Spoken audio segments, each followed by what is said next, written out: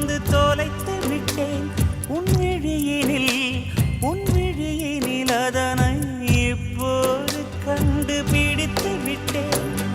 இதுவரை எனக்கில்லை முகவரிகள், அதை நான் கண்டேன் உன் புன்னகையில் வாழ்கிறேன் நானும் மூச்சிலே. முன் பனியா முதல் மழையா